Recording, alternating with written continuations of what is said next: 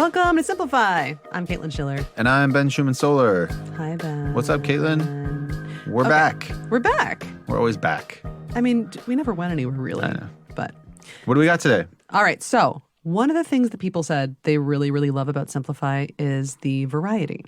And that you listeners out there, you get ideas that you might otherwise never have been exposed to, that you might not have sought out yourself. And I think that this episode classes there. Dang, good hook. Mm-hmm.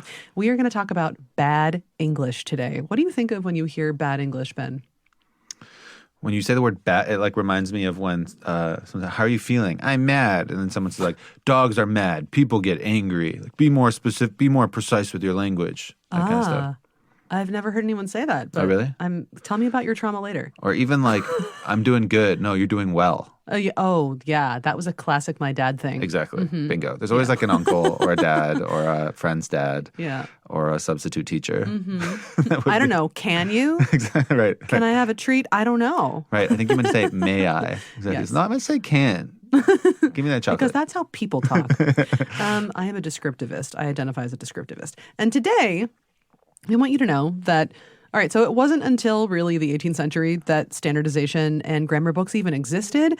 And that is what drove a lot of the beliefs about what good and bad English is. 18th century grammar books. We no longer live in the 18th century.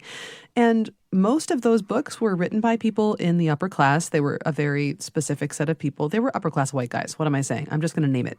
And we still have some attachment to those styles. But today we have a linguist, Valerie Fridland. She works at the University of Nevada in Reno.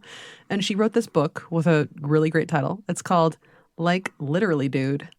You love the title. You should see the smile on my face. I don't think I've had a nerdier conversation on Simplify or for Simplify ever.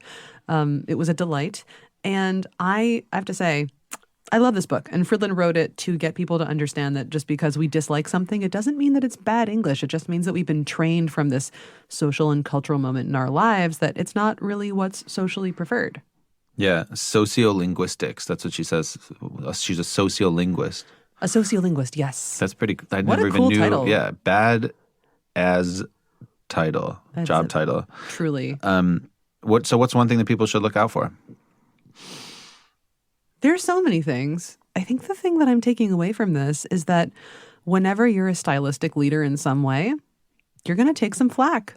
People are going to look at you because you're out in the front of the pack, whether that's because of the way that you use language or something else. And we're going to hear a lot about that today. So buckle in. We're going to hear about like. We're going to hear about pitch and vocal folds. We're going to hear about the word dude and the surprising origin of bruh. And I think it's going to be really fun. And it's going to teach you how you can kind of use bad English to your advantage if you understand it.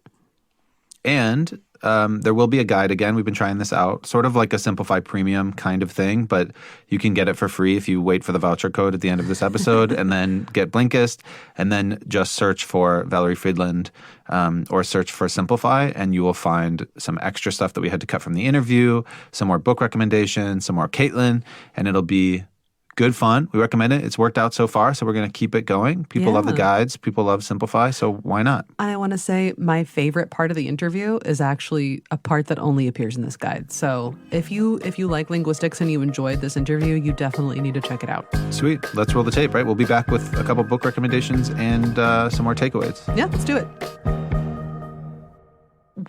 Before we start out, would you please introduce yourself the way that you like to be introduced?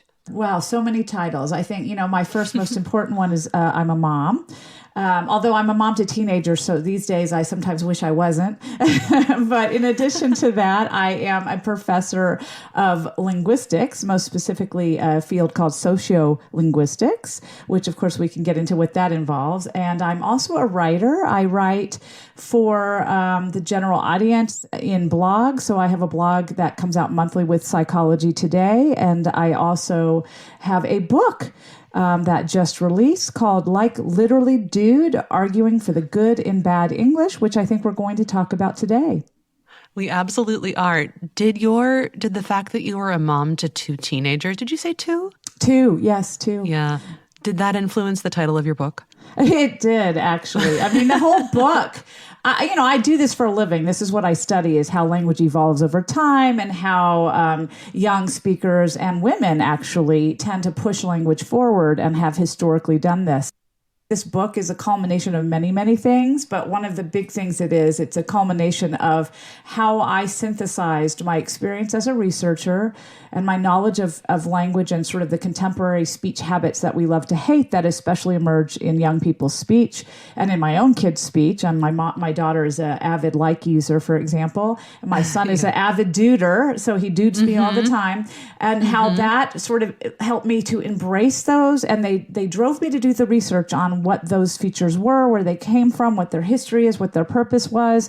And I wanted to share that with everybody else. So there were a lot of other things, also women that I know that have struggled in their careers because of the way they speak and how they were judged for it. Men that I know that sort of have asked me how they can get things out of their speech, which is really not what I do. I help people appreciate what's in it and understand how it works. But I've had a lot of different people ask me those questions. So that, coupled with being a mom, really drove forward everything I've put out in this book. Now, I actually think this is a really, really good segue into why do people hate like so much? What is that about? And what if a defense of like sound like? Sound like. Now you notice that there's like everywhere, don't you? We do like in everywhere. Yes, we do like in my classes where I have the students study them. And it's so funny because the day we talk about like, there are peals of laughter every single time someone utters a like from that point onward because it's so prevalent, and then people can hear them everywhere. Once you notice them, you hear them everywhere. So what's really interesting about like is I think you made several good points about what we feel towards people that say like a lot. And one is that we tend to dismiss them as uncertain or not knowledgeable, as flighty, as vacuous, and devalue the purpose of like. But like is a lot older than we think, for one. It is actually several centuries old, the discourse marker use of like. It's really a feature of British English. And we find it in criminal court trials from the 1700s. So, conversational speech. So it's not a new thing. And people didn't really notice it until it became really strongly associated with one particular speaker group, with Southern California and Valley Girls and, Moon Unit Zappa and her song that she had. I think it was called Valley Girl, where she used a lot of like in sort of a funny way. She was making fun of that sort of carefree Southern California Valley Girl lifestyle. And I think this points to our trouble with like. As I think, as a thread in the book, you see that a lot of times women lead in language change and have historically. There are lots of reasons for that. But the interesting thing is what happens is because women tend to be at least a generation, if not more, ahead of men in adopting new changes into the language, changes that often become the norm in subsequent generations, they often get demonized for overuse of a feature that's prevalent in their speech but not other people's because they're leaders in linguistic change. And whenever you're stylistic leaders, you take the risk of being looked at for what you're doing as outside the norm. And whatever traits and qualities have been associated with you historically or stereotypically get associated with your speech features.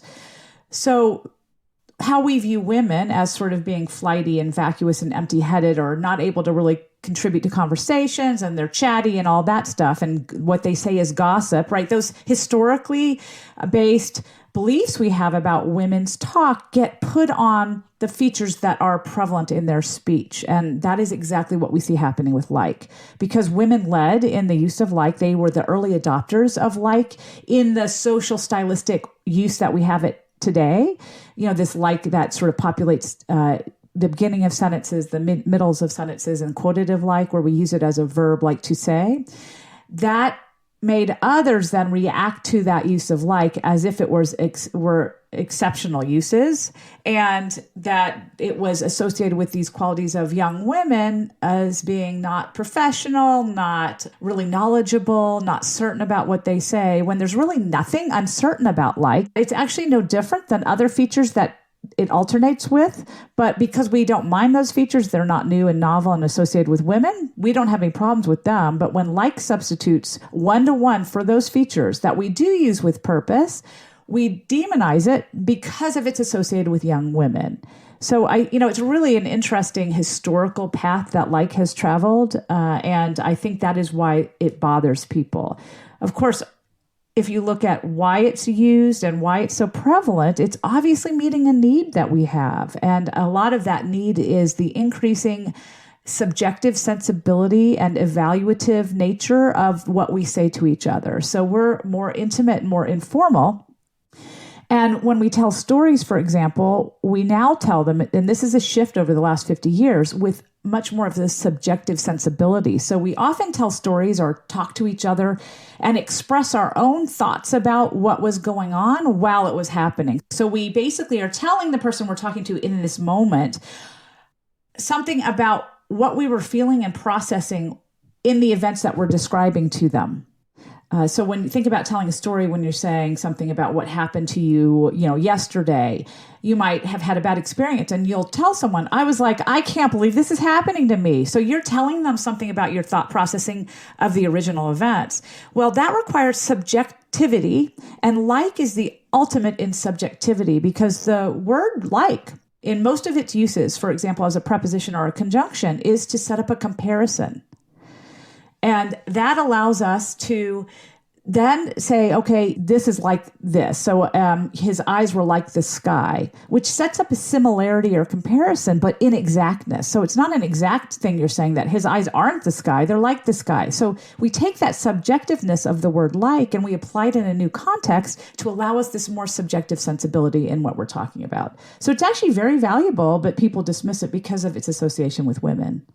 Oh, that's so interesting. It gives us, it sort of, I wouldn't say softens, but it sort of broadens a perspective rather than making it strictly factual, and allows more relatedness maybe in speech rather than stating of facts. It's more relational. That's sort of the sense I'm getting. Yeah, more subjective. And I think the trick is people think subjectivity is bad. So, if you are saying something, you want to be absolutely firm, but certainty is really overrated in the sense that how many things do we need to actually state? For sure, a lot of our conversations are about things that are our beliefs, our ideas, our thoughts, our hypotheses, and we express certainty and uncertainty in language all the time. Do you ever say possibly? Do you ever say maybe? Do you ever say might? Do you ever say could? All of those are epistemic markers. What that means is they're markers of the extent of certainty. So like is just another one of those features, and we just don't like it because of its association historically with young women. Right. But it's inaccurate because actually young men use it too. So I just want to make sure people know that too. They do. Before we move on to young men and talk about dude, which is one of my favorite words, to be honest, I wanted to talk for a moment about pitch. I thought that the section on pitch, especially pitch in women, was really, really, really interesting. Lower for women is power, but also masculinization, which is a thing I think about a lot, being a woman with a pretty low voice. Can you talk a little bit about how pitch works against women and for women, and how it's different for men? Oh, sure. That's a fascinating area. And of course, we could talk the whole time about that alone, but I'll try to keep it fairly short. Pitch is a really interesting area of research because we find that we have a lot of associations with pitch. So we pitch is not just about, what your average speaking voice is. Pitch also seems to send social signals. And a lot of these, from an evolutionary standpoint, have been looked at as something that might reflect our early associations with body size and dominance. So, if you have bigger, thicker vocal folds, they vibrate at a slower rate. And that basically is what low pitch is. It's a slower rate of vibration of the vocal folds. But if you have longer, thinner vocal folds, lighter vocal folds, they vibrate at a faster rate. And you can sort of see this with different size rubber bands. If you can avoid popping yourself with them and you stretch different size rubber bands on your fingers and then ding them, so they vibrate, you'll see that thinner rubber bands vibrate at a faster rate. So that's basically what your vocal folds are. They're essentially your speech rubber bands. So interesting. I know. Isn't that great? Now you know that. They don't pop you quite as often and painfully as rubber bands do, but that's what they are. generally speaking, men have larger body size, larger vocal folds, thicker vocal folds than women, which presents as lower pitch. So on average, there's quite a bit of hertz difference in the pitch that's produced by male vocal folds and female vocal folds. Well, if we look at ratings of traits for voice pitch, so lower pitch voices versus higher pitch voice, what we find is this really interesting, very consistent research that suggests that lower pitched voices for both men and women receive higher ratings on dominance, authority, competence, and even trustworthiness scales.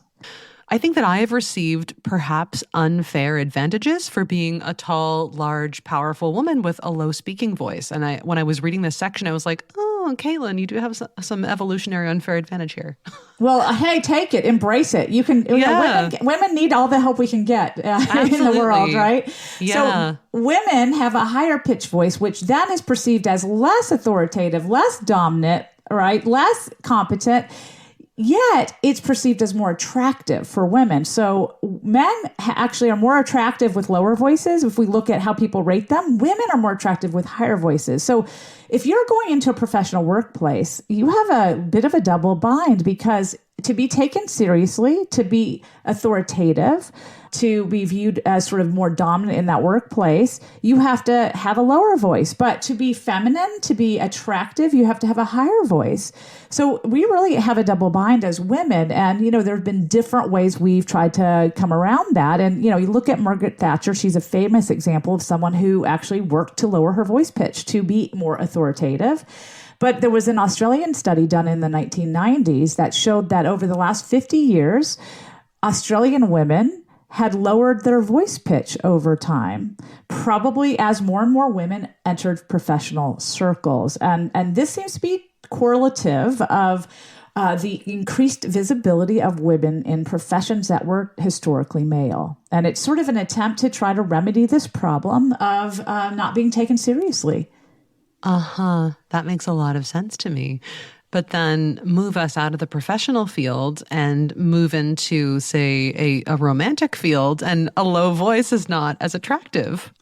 Right. And I think, we have to mediate this by, these are studies that look just at voice quality. So, your spectacular personality shines through, and I'm sure is considered extremely attractive. So there are other factors in the real world that would make as you one more would attractive. Hope. Yeah. So what's interesting is, so if you are in the workplace and lowering your voice for that effect, and I think a famous example of that is Elizabeth Holmes. Did you hear about that story? Yeah, I did. She was often accused of being inauthentic because of the very low voice she adopted in a professional workplace. So it's an interesting case where our ideas about what this woman should sound like based on what we think she looks like and who we think she is as a woman really clashed with the voice that she had in her professional circle. So we see that this is a double bind for women when they're out in society and they're trying to be, feminine, and have this problem that they either have a low voice for work or a high voice for femininity. So what's a good solution? Well, what if you took your normal higher voice and you added tinges of low pitch to it to kind of accommodate both sides? And that is exactly what we see happening in the use of vocal fry, which is sort of a sort of tone of popping, a slight low pitch popping that comes at the ends of sentences. So in case people don't know what it sounds like, it would sound kind of like this, where my voice is a little more poppy. Very Paris Hilton. Yes, very much. Or Kim Kardashian also has it. We also hear a lot of complaints about it with NPR reporters. A lot of female NPR reporters have been harassed and harangued by listeners for their vocal fry. But I think if we look at why vocal fry has become prevalent and what it signals to women, for women, especially young women, if we do studies on perception of vocal fry, they see it as urban and professional. Older speakers often don't like it. What's interesting is actually in Britain, vocal fry is more prevalent among men. But we don't hear people complaining about it there. So it's only when it's associated with women, again, we see this vicious cycle of women's voices sort of being demonized because they tend to lead in something new and novel. So interesting. Okay. We've spent a lot of time talking about the double binds in which women find themselves in terms of speech, the way that we talk and how we sound.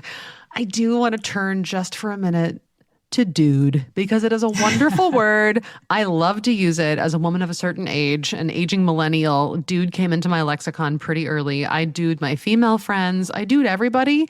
I've less so now that I've lived in Europe for 15 years or so, but it is a wonderful word. What does dude do, like, sociologically? I just love the alliteration of what dudes do, actually, just asking that. What do dudes do? I love dude. I will say, and my son, who is 17 now, when he was little and that word first came into his vocabulary, I think he's 7 or 8, he duded everybody all the time, and me included, constantly. And that's really what piqued my interest in the word, because I thought, boy, it's really doing some interesting social work for him. And what we don't tend to think about when we are just sort of speakers and not linguists is we don't think about what social work is this choice doing for me over another choice I could make. So it has to be doing something for them for it to have become so prevalent. And with young men, there is a cultural model of young men that rewards young men that give a sort of bravado, a masculine, a kind of chutzpah in their speech that we can sort of take to mean that they're strong, they're tough, they're macho. And young boys get rewarded culturally for giving off that air.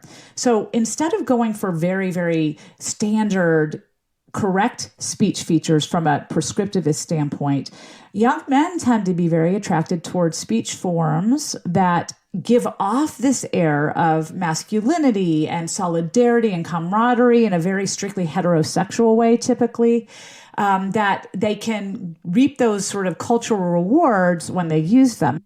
Dude actually has a really interesting history, and its early history will surprise you. It actually meant to be a dandy or a fop with an ostentatious regard for fashion, which is 160 degrees different than what it means today.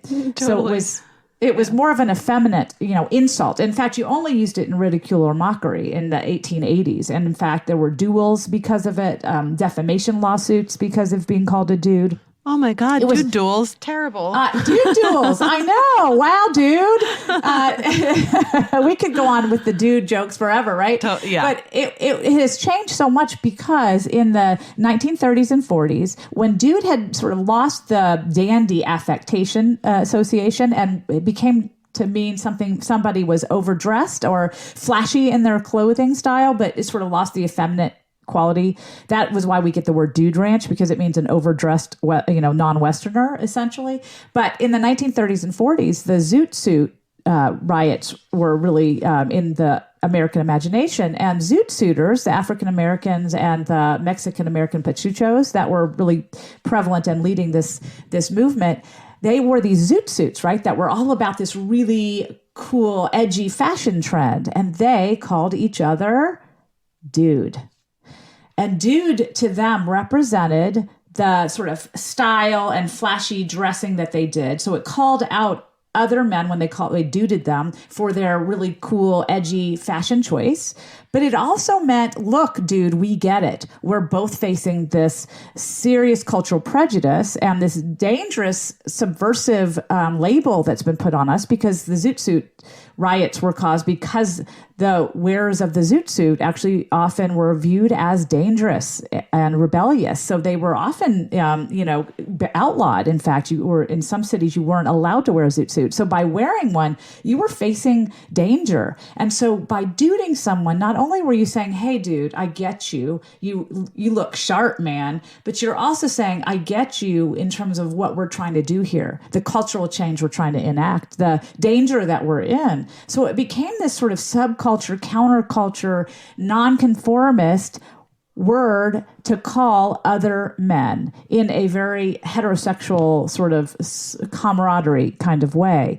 And of course, this was a motion that many people, especially men, identified with, especially in subculture. So this is where it got taken into surfer and druggie subculture, where it became really more about this chill, laid-back lifestyle and this sort of counterculture edginess. And of course, that's very attractive to young men.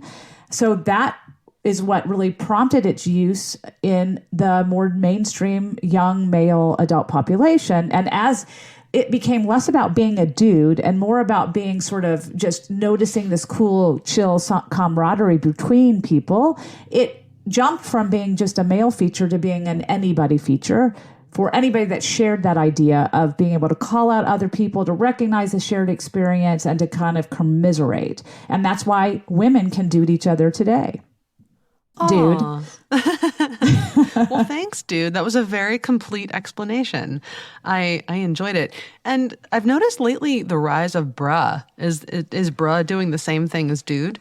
Absolutely. The problem with words as they age out, and then people like you and I who are not 20 can say them, is that they become less cool and less innovative. And so it is the natural course for younger speakers to move away from them because they no longer carry the meaning they originally did once anybody can use them. Right. And they come up with new ways to do the same thing. And brah is one of those ways. And brah is actually, I believe, a derivative of Hawaiian pidgin.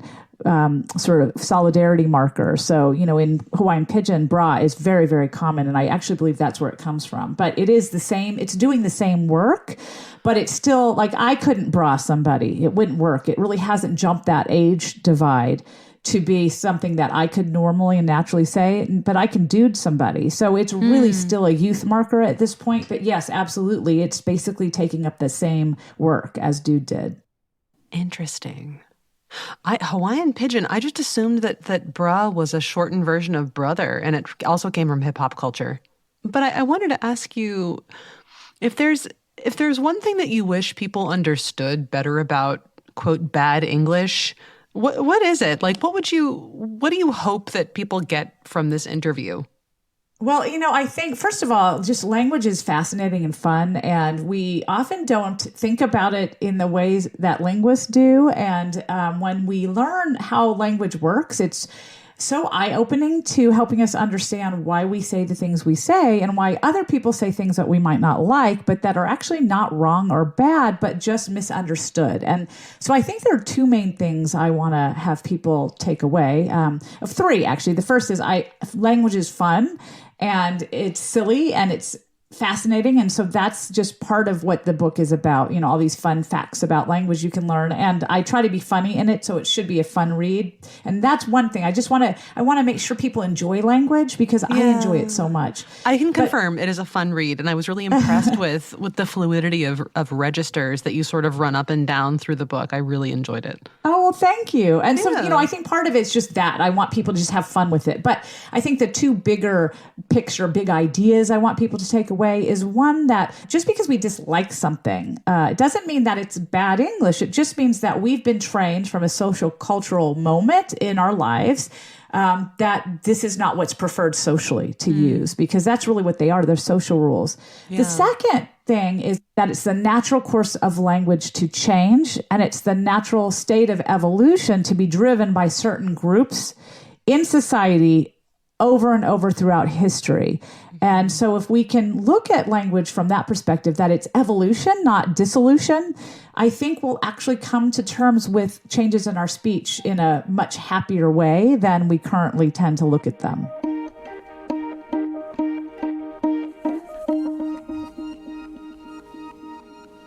Welcome to the bookend. Like, totally. Where we end with books. Dude. Don't be such a valley girl, which is pejorative. It is absolutely pejorative.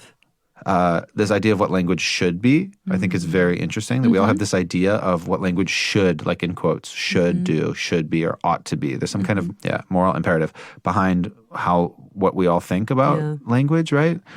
This exchange you two had about dude and how it's transformed and evolved is really interesting. And the idea of belonging, man, there's so much in here that I loved. Yeah. I really recommend the book. I really, really recommend actually getting it.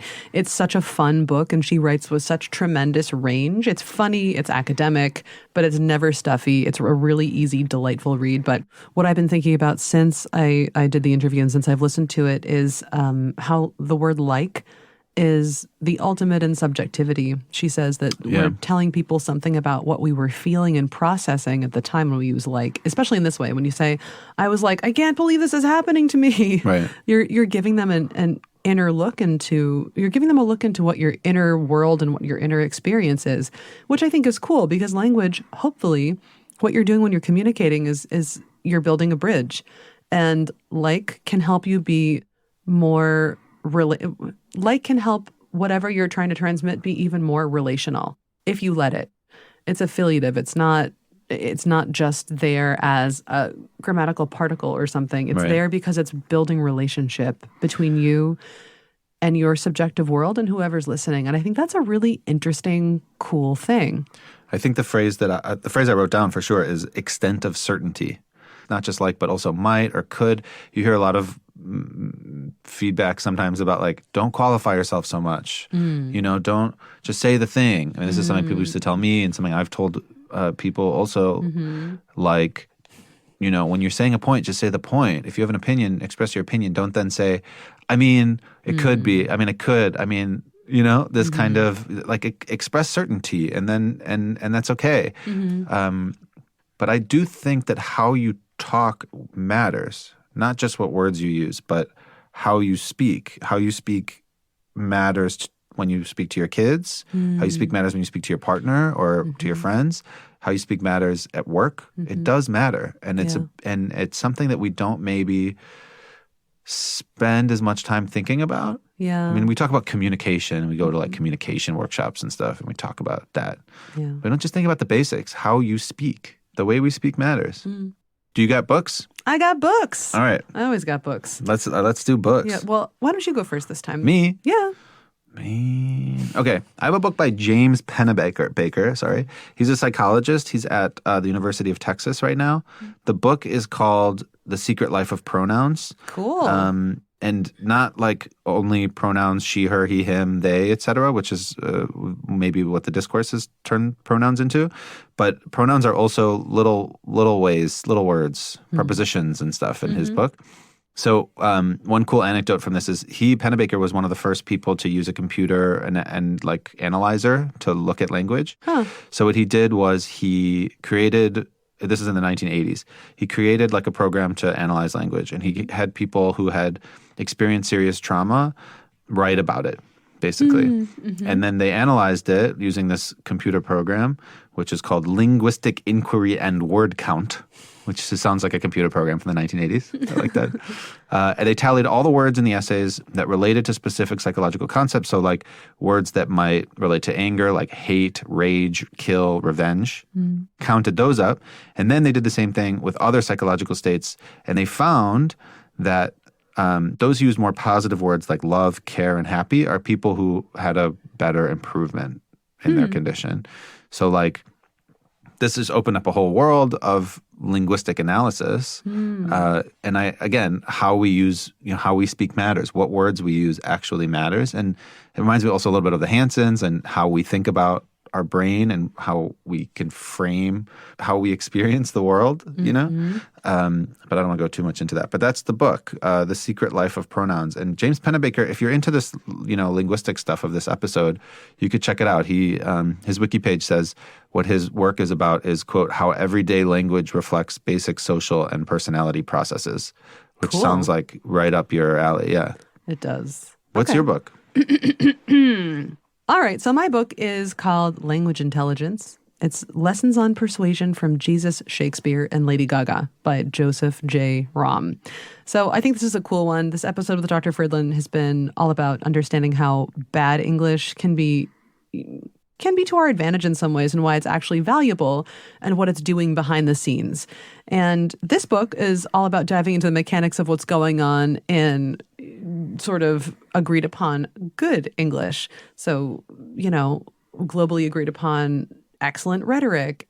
You can kind of understand the mechanics of why things like political campaigns and advertising and really, really compelling speeches, why they're powerful and what they're doing. And it's exciting. I think it's a really great book, and it reminded me of my dusty old literature background and made me get out my necessary Shakespeare the other day. Whoa. Yeah. It's crazy how much these things have affected. I mean, like you two talk about this 18th century grammar book. Ancient things affect us through the years. One thing I like when you go hiking in the Alps, he said, not at all humble bragging. And you see people still saying servus. And in southern Germany, you also see that a lot. Servus is how the Romans greeted each other, citizen to citizen. So the fact that it's still used 2,000 years later is pretty awesome. Yeah. And then you hear different versions of it. But, some people say, hey, hi, hola, whatever. Buenos dias. Exactly. There's a million ways to greet someone. And some of it is ancient. Yeah. And some of it is new in a weird way. Yeah. And I think it's interesting that the oldest ones, the oldest forms are often in these little ritualized moments of meeting between human beings and like collaboration. I think of, funnily enough, I just made this sound and I was thinking of like when you cheers and say santé or brindis or something. It's like some of the oldest moments are these like deeply ingrained human rituals of celebration and greeting. Sweet. It's a deeply nerdy episode of Simplify. Cool.